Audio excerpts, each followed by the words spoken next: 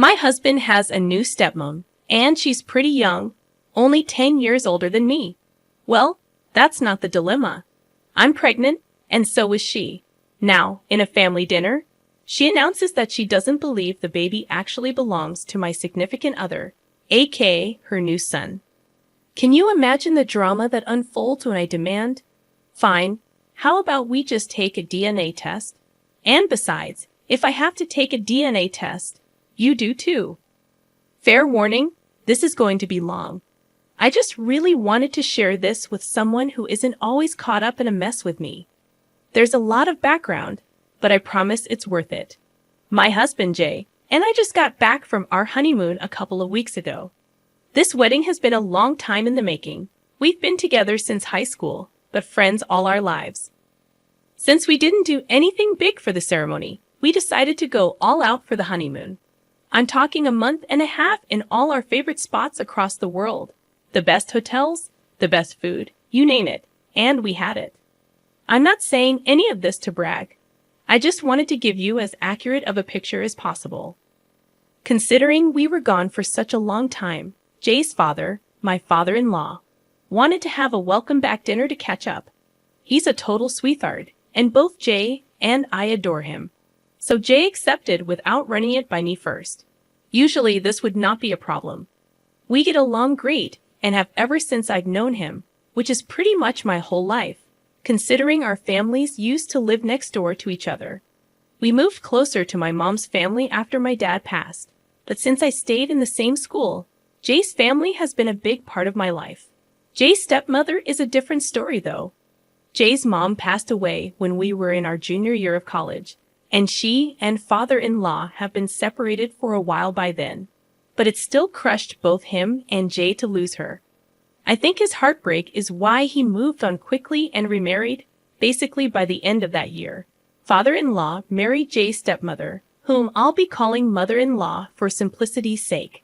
The year Jay and I graduated from college, it was a little weird that she was only 10 years older than us. And when they had their twins 3 years ago, I was a little concerned about father-in-law being too old to have young children. But I didn't really want to judge someone who's particularly a second father to me, especially since Jay was just happy that his father seemed happy. Mother-in-law, on the other hand, had no trouble judging. From the get-go, she was super competitive whenever it came to anything to do with me. If Jay bought me a necklace, she had father-in-law buy her a more expensive one. If somebody mentioned that I made a good apple pie, she would just happen to make one the next day. She even announced her pregnancy at a dinner celebrating my promotion. I don't know if she's jealous of my relationship with father-in-law or what, which aside from being super gross implications, is just plain unwarranted. But she's been awful to me since we met. I've never brought it up with my father-in-law because I don't want to cause problems in his marriage. But whenever I've said anything to Jay, he just brushes it off and says stuff like I'm reading too much into stuff. When I brought up the pregnancy announcement, his only defense was that father-in-law was hosting the dinner, so technically she was allowed to announce whatever the heck she wanted in her own home. It's been a huge point of contention between us. When we decided to get married, I made it a point that he would have to be on my side from this point on. I get that she was his stepmother, but I was going to be his wife. He agreed, and that was that. So we get married, and I could not be happier. When Jay told me that he'd accepted father-in-law's invitation for dinner, I was a bit hesitant, to say the least. We had just gotten back from the happiest weeks of our lives, and I did not want mother-in-law to ruin that. Jay convinced me by saying that it would be the perfect time to announce my pregnancy. We found out that I was pregnant about 6 weeks before we got married, and we decided not to tell anyone just yet, aside from my mom, who was with me when I did the test. And since we were planning on getting married eventually anyway, we decided to elope. Our families were shocked, but ultimately, my mom and Jay's dad were happy for us, especially considering we've been together for such a long time.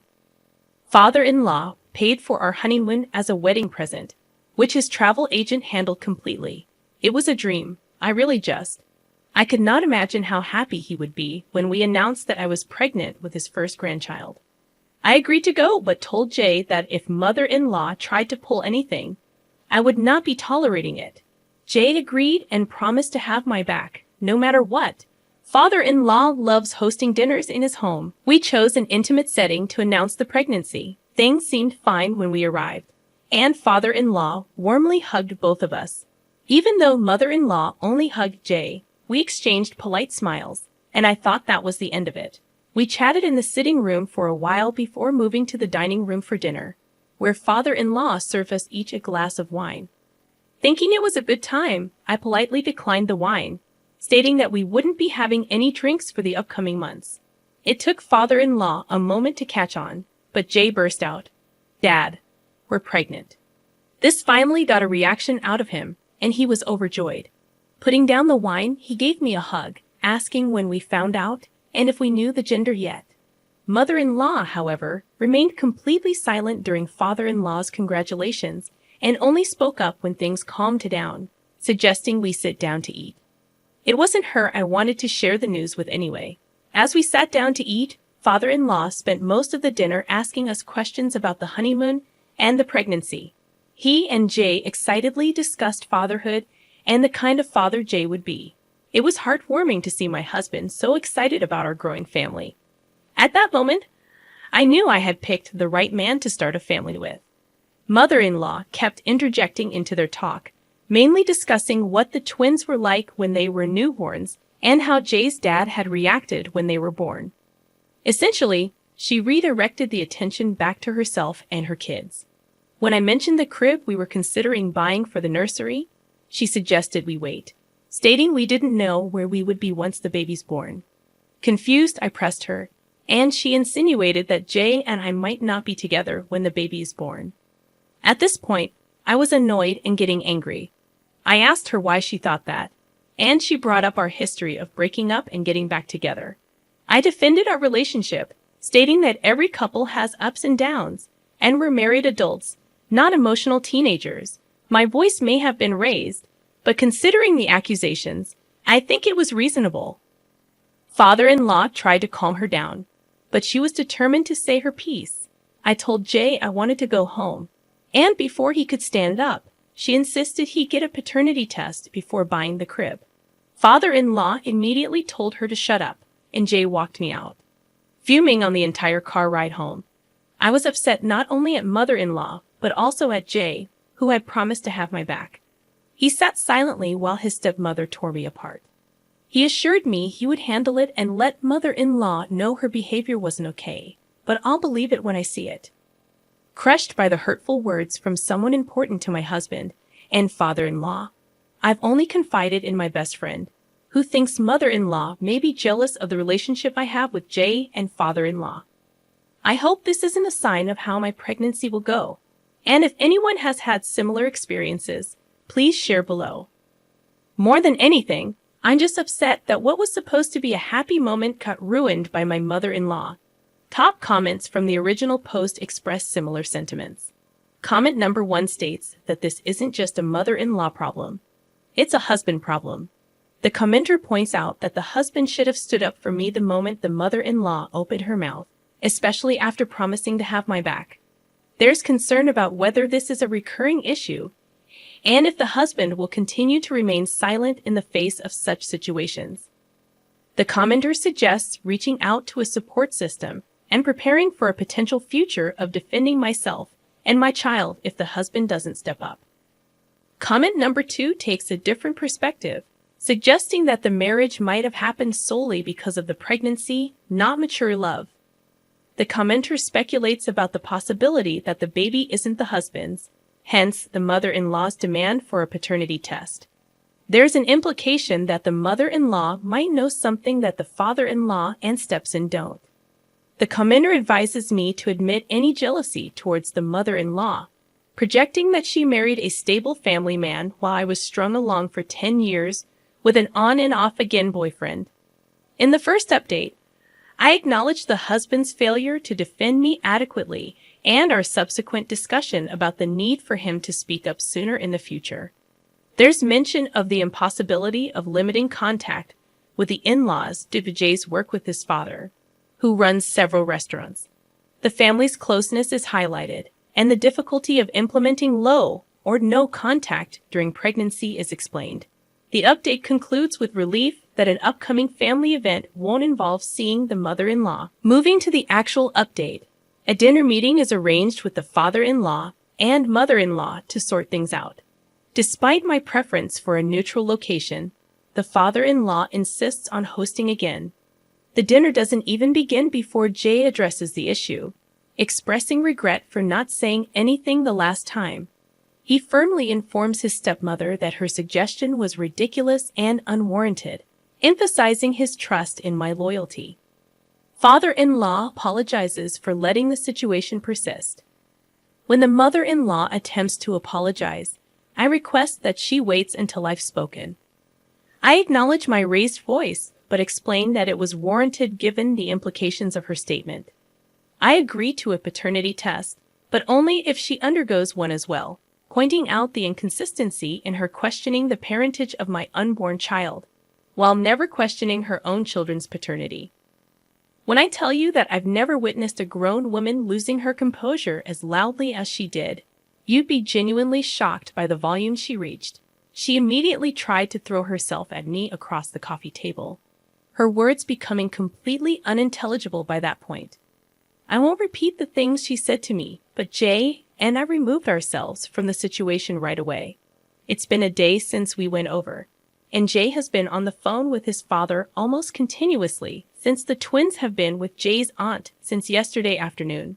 I think they'll remain there until father-in-law can get my mother-in-law to calm down.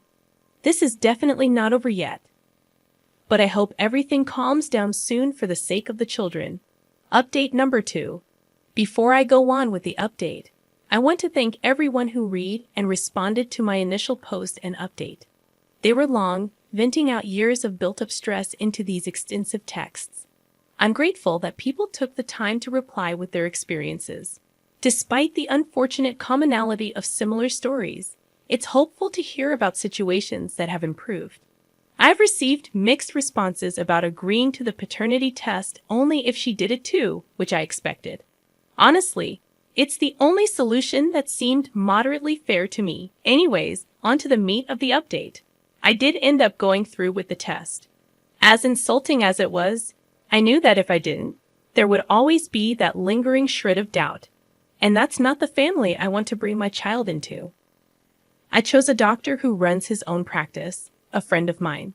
He collected the samples, and the results would be available in a few days. Shockingly, the child is my husband's. Jay wasn't surprised when I told him, but I could sense some tension released from his conscience. Considering the emotional turmoil my mother-in-law put me through, I didn't stop there. I didn't do anything drastic. Nobody was harmed. My condition for going through with the test was that mother-in-law gets her own children checked, and I intended to go through with that regardless of her participation.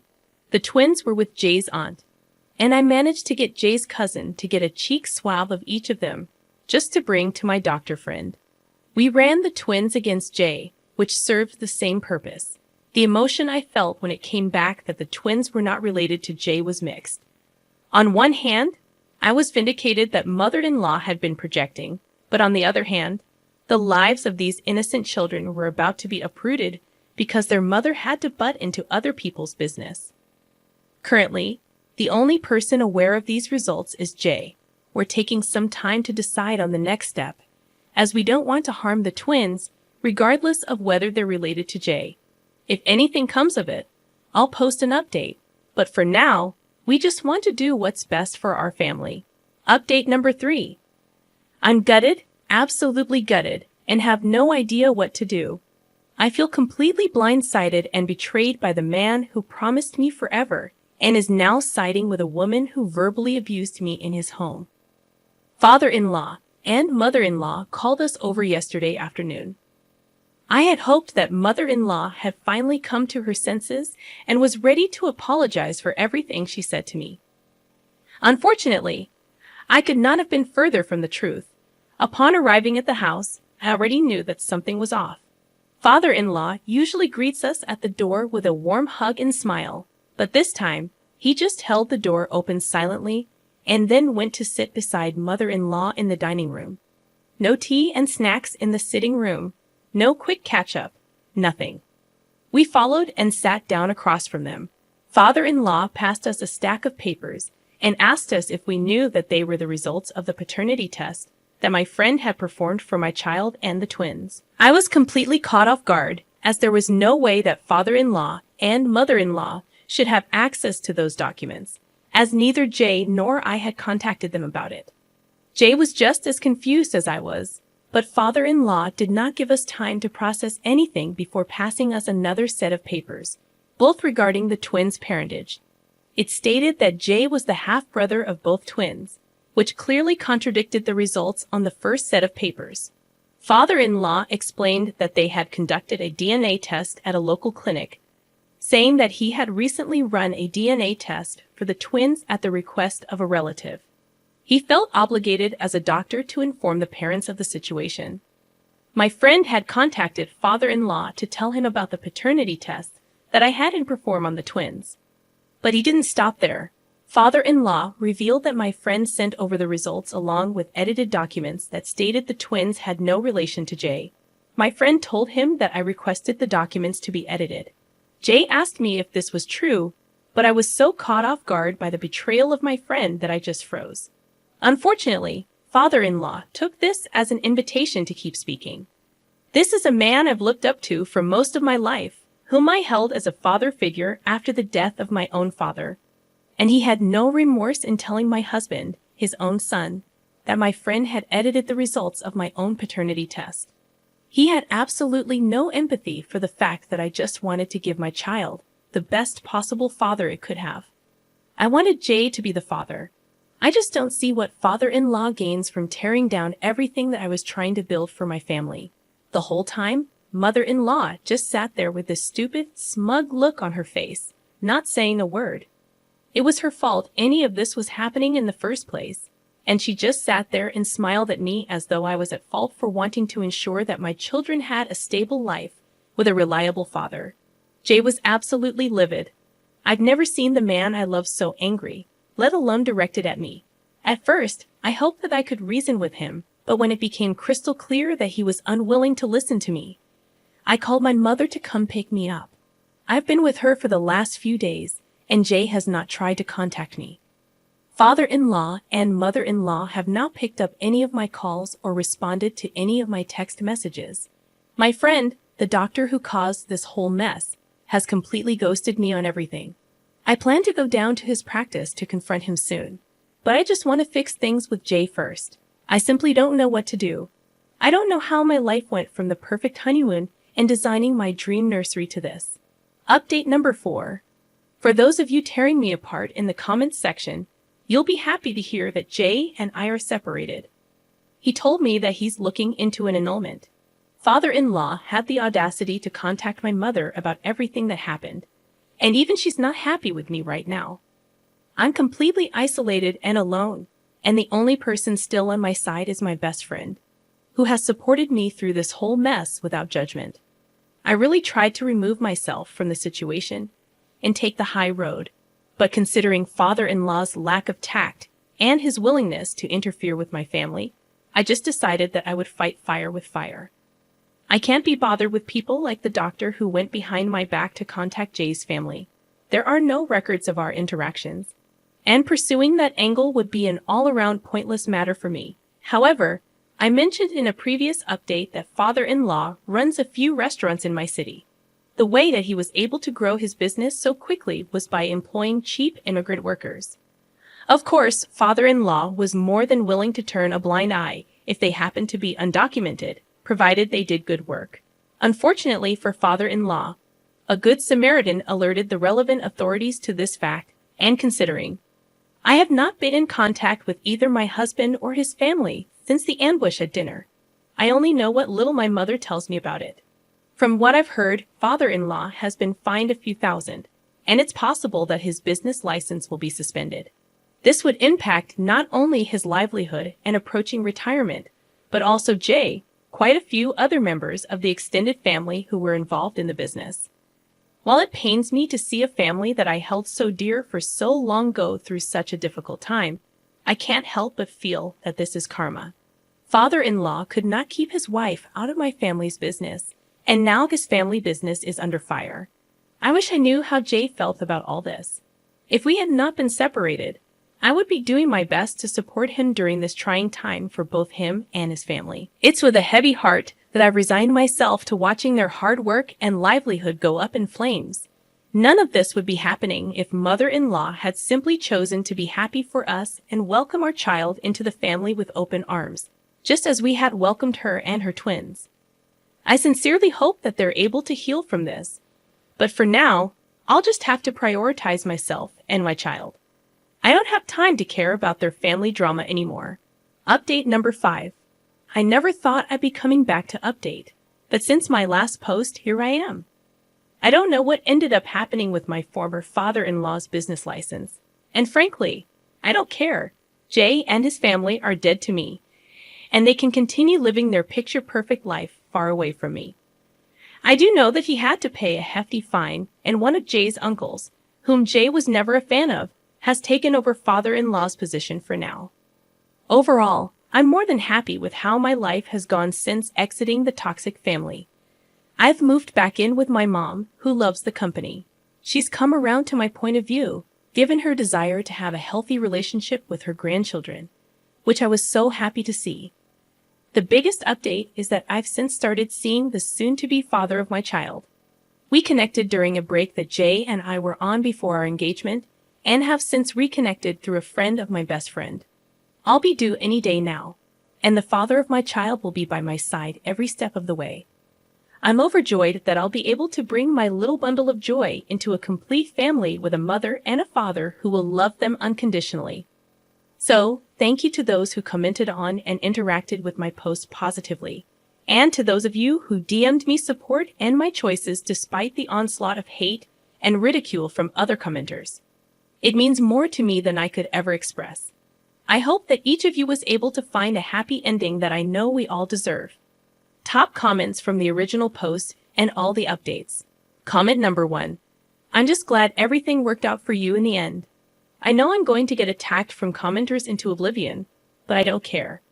You clearly have so much love in your heart for your family and your unborn child, and you just want to create the best possible life for them. I completely empathize as someone who grew up in a broken home with parents who were constantly at war with each other. I wish that my mother had done what you tried to do. Lord knows we would have had a better life today if she did. All the love and light to you and your kid. May your little family find peace away from the mess in your past, and may your relationship with your partner grow stronger every day. Comment number 2. I don't even know what to say. I mean, lady, you're crazy. This is what they say, don't stick your something in crazy. Did you report his father to the authorities? You might have gotten this man's livelihood taken away. I mean, a man with 2 young children that you claim to love and want the best for, like, holy hell, you're insane. I don't even want to get into the fact that you convinced a doctor to falsify test results so that you could, get your ex-mother-in-law thrown out. Like, what was even the goal there? Not even getting into the ethics of a doctor actually going through with what he did. The fact that you're trying to frame it as a betrayal of your trust is unhinged. I actually don't know how to react. Like, this can't be real, right? Please tell me that this type of crazy isn't just roaming the streets and procreating. God help your child. Get some help? OP. Okay, so what we just had revealed to us in these last 2 comments that we reviewed are completely opposite opinions. The very first comment is basically 100% in the backing of OP. The second comment said OP is a crazy lady. I mean, everything that she did, from the faking of the documents to getting the doctor friend to help, it just all led to pure toxicness. But I want to know, do you guys think that maybe it was justified given the mother-in-law's attitude throughout the whole story, and OP just wanted some sort of revenge? I want to know your thoughts about that. So go ahead, drop it down below in our comment section, guys. Thank you so much for joining me on today's video. My name is Mr. Reddit, and I narrate these sorts of stories every single day. So if you want to be a part of these, all you have to do is subscribe. I'll see you guys tomorrow, and just remember, it's cool to be kind. Peace.